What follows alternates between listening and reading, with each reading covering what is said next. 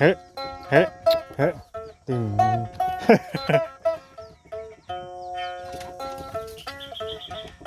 เฮ้พอแล้วจะดีกันลูกเดี๋ยวพวกขันรับนี่ได้อยู่ด้วยขันรับเลยแม่นมีคนรับในตัวผมเป็นมันต้องมีจังหวะของมันไปนำเนาะมีตีโกงอีกเลยพินลูกซ้ายเอามาให้นี่ก็ได้ได้เลยลูกพอดีอุกใจแล้วอยากได้เมียก็เมียผมมีเลยโอ้เปิดใจบ่สัตว์สิหาเมียให้อยากได้อยู่บ่ลูกไปเปิดอยู่เปิดบ่เปิดใจบ่มันมีผู้เอาลีพอกันเอาแล้วก็บ้า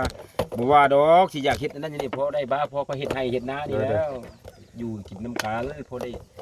เลี้ยงปากพอแต่ละมื้อนึงนมใหญ่เปิดใจบ่เปิดใจแล้วเนาะเปิดใจหาผู้สาวเนาะเทื่อว่ามีแบบ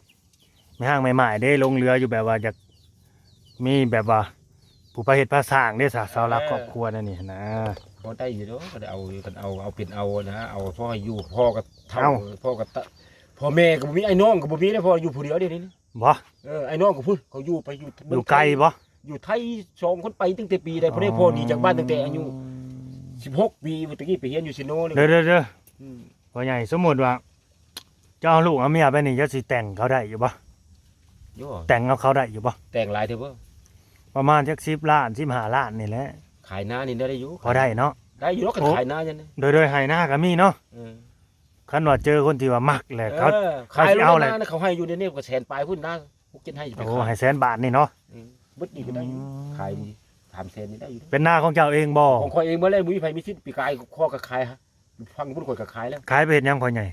ขายไปแล้วก็พอได้ซื้อรถได้รถอีกคนละโอ้บ่ได้รถขี่เนาะบ่ย่านเขามาลักบ่รถจะอยู่อยากลักไตลักราคาบ่แพงนี่ก็ฮอดบ่เอาบ่เขาบอกขายแล้วก็ไปซื้อแล้วก็ให้ลูกได้ให้ลูกซื้อรถที่ไปลูกได้ไปไปเฮียนนะให้หมดโดยให้หมดน้อยนะโดยพี่น้องเอ้ยเนาะเพิ่นลงทุนสิขายนาบ่ได้แค่แน่ว่ามีคนสิให้เดียวขายส่งให้เด้โดยขนาดนาส่งให้ยังขายยังได้16,000มันเขาให้แม่นมันให้ใหญ่ได้นะเอากันขายไปในลูกเต้าสิบ่ว่ายังบ่ลูกมาเท่าไรลูกบ่มีเลยนี่โอ้10 ปีแล้วไปโมนี่ก็ยังบ่ไปเลยโมอ้ายนี่มึงบ่มาจะเทื่อเขาบ่มาแล้วผู้ชายนี่นี่แต่โมน้อยเป็นสิทธิ์ของเจ้าเนาะสิทธิ์ของข่อยแล้วข่อยขายบ่ได้ผิดไปโดยก็เราอยากขายบ่ได้ผิดไผแล้วพี่น้องสิทธิ์ของเราผิดไผมาเลยแม่ถ้าบ่ปาดคอที่นี่ของพ่อนี่ของข่อยเฮ็ดตะกี้มันบ่แม่นนาลูกข่อยคุยแล้วนี่นามีทหารนี่มันเป็นป่าบ่ได้พุ่นเบิดได้ฮดพุ่นฮดบ่กกไปเลยเป็นป่าแถวบ้านนี่มาขี่มันยังใส่ฉันจังบ่งามแล้วพอเลยมาแล้วก็เอาเมียบ่มาเฮ็ดพอทางผู้เดียวขุดผู้เดียวทางผู้เดียวบ่มีไผมาใกล้ไอ้น้องบ่มีไผมาใกล้จนแปลนเติดแต่เติดบ่ได้ให้หัวก็ขายมื้อนั้นก็เดือนนึงสิขายแล้วนี่โดยขายบัดนี้มีแต่ไปแต่งเมียแล้วพ่อใหญ่เอ้ยแต่งเมียแต่งเฮ็ดยังแต่งเมียนี่เอาหาผู้มาเฮ็ดแรงแต่งง่ายสู่เฮากินนี่แหละเฮ็ดได้ซะมาเลยให้มันขายรถนะโอ้ให้เมียขายรถข่อยขายจนมันเบิดมาคันเมียขายคันเมียจะดีเขาเจ้าบ่อยากกินแล้วขายรถไปสิโดยคันบ่อยากเฮ็ดอยู่พุ่นก็มีอยู่นะกระยามันมีหน้าจักทุงเดี๋ยวนี้น่ะ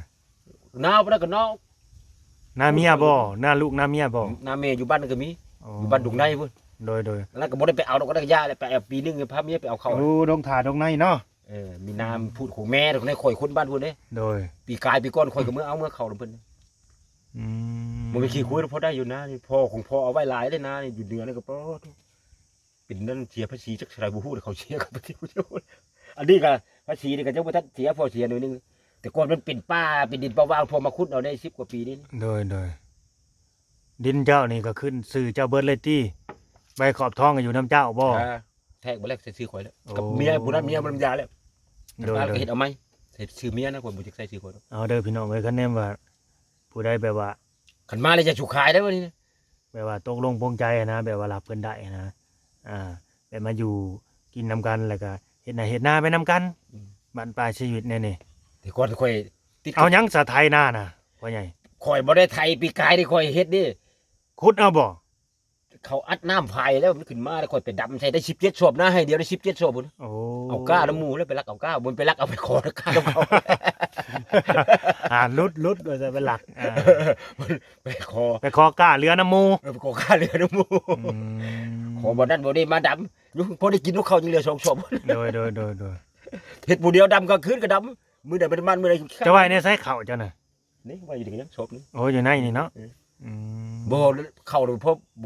พออึดกินดอกเข้าเด้อโดยบางเทื่อก็เอามากล้วยจนมักนั่นปีนเอามักนั่นไปขอเขาหน่อไม้นี่ปัดทั่วยังลายหน่อไม้นี่ เอาไปดิชุดเบิดแม่นเบิดหน่อไม้ข่อยปลูกเบิดดิเนี่ย โอ้เจ้าห่วงเบิดมันบ่แท้นี่นะ เอาของข่อยเบิดดิพุ่น50กว่ากอบ่หน่อไม้เสียงไผเอาไปเปลี่ยนเข้าเขาใช่บ่ อันนี้คือปลูกเบิดแม่นบ่นี่ อันนี้ปลูกไม้อันนี้น่ะหน่อไร่หน่อหยังนี่ อืม ตะกี้ของหน่อไม้ข่อยเป็นไม้เสียงไผปลูกหญ้าแล้วข่อยฆ่าที่เบิดนี่มัน โดย มันบ่มีคนเอาแล้วมันบ่มีคนขายว่าซั่นนะ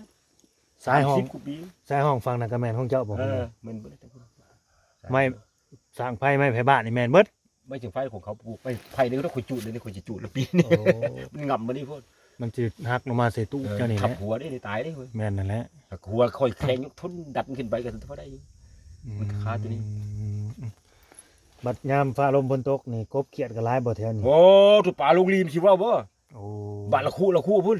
มันเทื่อกันปีกายได้ทังกันพี่บาทเดียวได้เต็มนะประคอมันลงแนวห้วยเบิดนี่ลงเฮลี่ข่อยผู้เดียว โดยเจ้านอนอยู่นี่เนี่ยมาหลายปีแล้วบ่ แต่คนนอนอยู่พุ่นนอนอยู่พี่ได้โอ้ยตั้งแต่ปี2011พุ่นเลยตั้งปีแล้ว โอ้แต่ปี 14 2011 เลยเนาะ โดย แต่ข่อยลงมาพุ่น ยามฟ้ายามฝนมันก็น่าสิ แต่กี้นอนอยู่พุ่นเถียงพุ่นก็ขามจนใหญ่มาเลยพุ่น ยาม มัน โดยยามฝนน้ำบ่ได้ท่วมบ่พ่อใหญ่ ท่วมมาแล้วขึ้นมาห้องนี้ โอ้น้ำท่วมแล้วแถวนี้ ตัว เนาะ นั้นท่วมตัวนั้นเข้าตะล่างเลย โอ้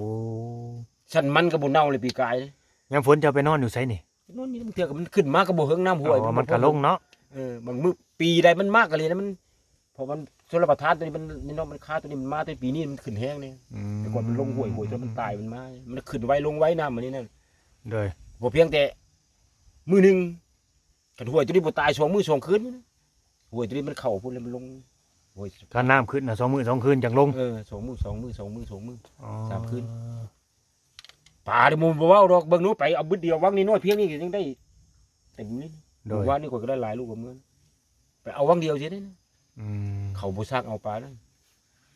เขาบ่ว่ามันบ่มีเขาบ่ไปเบิ่ง เขาบ่ได้สดในหยังบ่แถวนี้ บ่แล้วปีกายปีก่อนเขาสดเขายังให้เขาคนบ่ให้เขาเฮ็ดเขาเห็นนี่เขาด่าหัวเลยเด้คนบอกเขาสดนั่นนะ โดย แต่คนเขาสดมันบ่คน สดมันก็ดับเลยแหล้วเนาะ เขา ปลา สด ใหญ่ปลาน้อยตายเบิดเลยแหล้ว มันดับอะไรมันบ่ตายมันก็บ่น้ำมันจุจี้มันก็ตายเบิดเลยแซดมันห่างกายมันไปมันบ่มีได้น้ำเชื่อน้ำหยังมันสดมันกว่าเขาทิ่มละมากพุ่นทิ่มมากตายแต่บนทิ่มนะ โดย สดนี่มันบ่ตายกับมันบ่มีพันธุ์หรอกเดี๋ยวเฮาทำมันนี่นะปลาไปสดนี่ อ๋อ มันตายเลยได้พวกนี้เพราะว่าพ่อเคยเฮ็ดแล้วตะกี้เคยไปสรุป เคยลองมาแล้ว ไปลองอยู่เหนือพุ่นแล้วแต่เขาเป็นพนักงานนี่ไปลองหมู่นะเอาหม้อไฟได้แล้วสดได้เด้อ โดย ปอลงไปบัดเดียวโดนซ้ำนี่นี่ประมาณ10 กว่าเม็ดนี่ สัตว์จุดเจียดขึ้นมา ไปกับพวกภาษีแล้วภาษีก็ไปด้วยกันป่าไม้ก็ไปด้วยกันเด้อมันเป็นพวกเจ้าหน้าที่ไม่ได้ไปด้วยกันตะกี้นะมันเป็นขายหน้าเขาเด้อยังนี่คนเมืองต้นเพิ่งนึงเขาโมเวียงเขาโมภาษีเขาโมพายเด้อคนมัน อื มันบ่มีอย่างกินนะมันนั่นไปลองเบิ่งเอาหม้อไฟ 3K แล้ว โดย ว่าแต่ป้อนลงไปแต่อันนั้นน่ะแต่เขาเอาแนวอันนั้นนะอันแนว ขี่เหือบ่ขี่เหือ บ่เน้อนะห้วยเพียงนี่ อ๋อ ไปสดห้วยยังบ่ได้ไปน้ำมูนไปสดน้ำโขงมีแต่เคยปล่อยหมากปล่อยอยู่นี่ก็นะปล่อยธรรมชาติ โดย ไปแล้วก็สดลงไปแตรนขึ้นมาเนี่ยปลาฟ้าปลาอย่างโอ้บึงงูเหลือมตัวสำคัญนี่ดีดออกมา เป็นตาสะอ่อนบ่ แต่ถ้าอ่อนอยู่รกสดหมูตาย มันหมูจากสดเฮาบ่มีบ่อยู่ อ่า เป็นไผสิสดยังย่านตายเลย แม่น เออ อืม อยากกินหมูนี่มันบ่ยากแต่เดี๋ยวนี้เขาวางยาเขาก็จับคือกันจับกับพ่อก็เคยไปจับเขาคือกันไปยึดเขา อืม เอาก็ลองไปแล้วเบิ่งกันแล้วบ่เคยเฮ็ดกันเลย โดย นี่ก็บ่เป็นนะบ่เป็น หีตันคุยเหี่ยวบ่ทันทั้งฟังนี่หีตัน ชีวิตบ่เฒ่าพี่น้องเอ้ยชีวิตหนุ่มโสดคนเดียวอยู่แบบสบายๆแล้วว่ะ อันหีตันคุยเหี่ยวยังบ่ทันฟังซะบ่นี่ท่านเรื่องหีตันคุยเหี่ยวซุ เอาเดี๋ยวตาฟังหลังไม้ดอกตัวนี้นะ อันนี้หีตันคุยเหี่ยว ตาฟังหลังไม้ เจ้า เป็น กับ จั เรา งได นิทานนั่นนะให้แล้วเนี่ยสูตรให้แล้วเนี่ย สุขทีนะ เออสูต โอ้ รให้ มัน แล้ว ได้หลายแล้วมันชูชี้หาเทื่อชูแล้ว อ้าวเรายังไม่ได้ยินเรามาทำหลัง ได้ยินอยู่เนาะ มีบ่เดียวนี่นะ ฮะดิเราอยาก ยังมีอีกโ อันเดียวกันแหละส่วนคนทีแล้ว สูตรให้แล้วเนี่ยจะครึ่งหนึ่งหรือว่า สูตรให้แล้วเบิ่งดู สูตรควรมีซั่นบ่ ชูคนหอชูคนฮี สูตรควรฮ้อ คนฮีแล้ว ก็อย่าเว้ามัน คัน จะ หอคันหินบ่มีนอแล้วสูตรหินบ่มี แม่นจะก็เว้าให้มันอันใบ้ๆไว้แหน่สูตรหินบ่มีเนาะก็ว่า สูตรหินบ่มีนอบอกเด้อผู้หญิงนั่นถ้าว่าหินบ่มีนอให้รักษาไว้ก็เก็บได้นั่นเด็กน้อยเด็กเล็กก็ได้ โดย อย่าให้ไผจับอย่าให้ไผบายแล้วบ่ให้ไผเบิ่งอีกนี่ของค่ำของคูณแท้ๆ โดย ตัวนี้เนี่ยรักษาดี สูตรไหนสูตรให้เราฟัง มันรักษายากได้ ๆบ่เป็นรักษายากมันหายาก หินบ่ ลูก มี จึง เนาะ หายากลูกก็ได้คันได้แล้วอย่าชูให้ไปเตะอย่าให้ไปตอกนี่อย่าเปิดให้ไปเบิกนี่ของเจ้าหักษาดีๆลูก โอ้ยลูกหาบ่ยากได้หินบ่มีนอนี่ โอ้จะเว้าได้คันหินบ่มีเนาะหายากได้ลูก สำหรับลูกนี่หาบ่ยากได้พ่อเอ้ย หาบ่ยากแล้วมันตัวใดมันเป็นอันนั้นน่ะมันเป็นตุ่มเป็นติ่มมันเป็นว่ามันมีเนาะแล้วมีหินนำเนาะตัวนั้นมันหายากตัวนั้นมันหาง่ายตัวนั้น ได้ ตัวมันบ่มีเนาะแต่แท้ๆเนี่ยมันมีแต่สระอีกับตัวหอเลยตัวบ่มีเนาะแท้เป็นหินสดหินใจเป็นว่าหินของปู่ของย่าปันให้ตัวนั้นมูลมั่งมาแต่ปู่สังกษาญาณสังกะสีพวกนั้นน่ะ ปูน ของ สังกะ เด้า สาย ของเดิมของค่ำของ หญ้า คุณตก สังกะสี น้ำบ่ไหลตกไฟบ่ไหม้ตัวนั้น ชุดนะมีชุดแล้วนะ สีมื้อนี้แม่นมื้อดีมื้อนี้แม่นมื้อโซไก่อกตื่นข้าวสารแม่ม่านตื่นหมดถม โดย ข้าวต้มตื่นเจ้าหัวดอกบัวตื่นพระเจ้ามาเฒ่าเฮาลิงคอนว่ามาเยอะขวัญเอ้ย โดย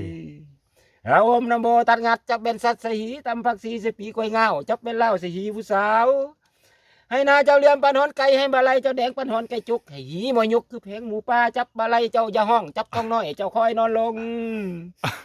เจ้าจะเฮ็ดลงจงเล่นเจงคือเห็นถึงแหวบาดว่าผัวเจ้าเฮ็ดแล้วให้นาเจ้าเกียงซ้ำมารวยว่ามาเยอะคนเอ้ยเจ้าจะได้ไปลิ้นน้ำงัวแม่ลายเจ้าจะได้ไปลิ้นน้ำควายไม่ตู้เจ้าจะได้ไปลิ้นน้ำสู่ดอกยางเจ้าจะได้ไปลิ้นน้ำนางดอกจอกเจ้าจะได้ไปลิ้นน้ำดอกนาลีเจ้าจะได้ไปลิ้นน้ำผีประสา